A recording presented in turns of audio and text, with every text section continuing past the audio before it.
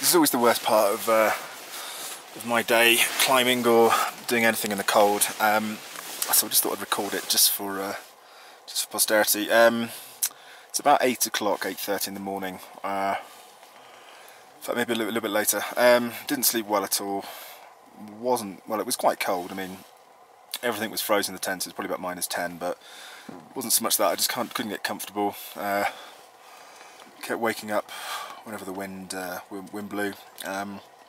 It's generally not great. So now just in the morning doing the routine, which is always quite entertaining. So first thing is trying to get hot water. So that's melting all the snow in the stoves. Then have to go and do your business in the morning. You don't really have any other slots. Now, I was discussing with a number of people the unique challenge of wild pooing, and Aconcagua is quite an interesting one in that it's just simply not allowed. You're not allowed to do that. You have to take everything off the mountain with you, so you're issued with a plastic bag.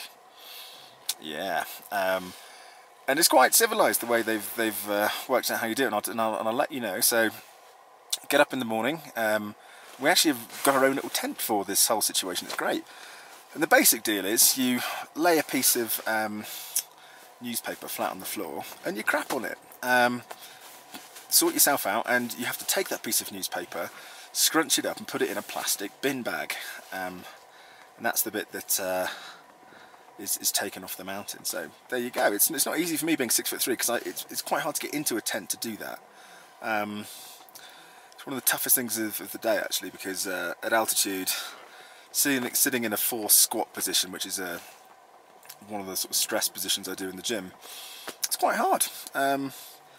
Yeah, you don't have any other slots of the day, so that's a must. The other key things, you know, people always ask me, in fact it's the most common question, how do you go to the toilet?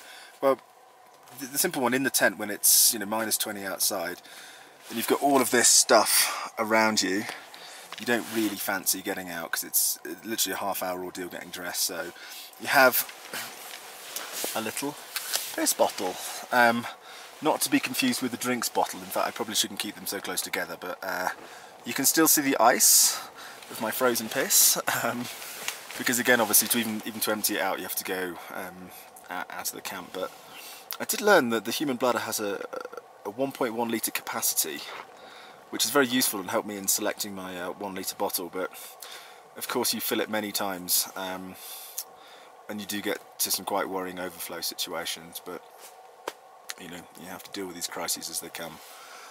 But other than that, I need to maintain the routine, keep eating as much as I can, drinking as much as I can. We're heading up to 5,900 metres now. It's about a 4.5 hour climb from here. It's very steep, but quite looking forward to it. It's by far and away the thing I am best at, just simply walking, moving, running, generally just keeping going at stuff. What I'm really bad at is this right now, trying to organise myself in the morning, motivate myself to move, when I've had about 3 hours sleep and it's still minus, I don't know, -10, -15 outside. But anyway, all good fun. Right, better get cracking.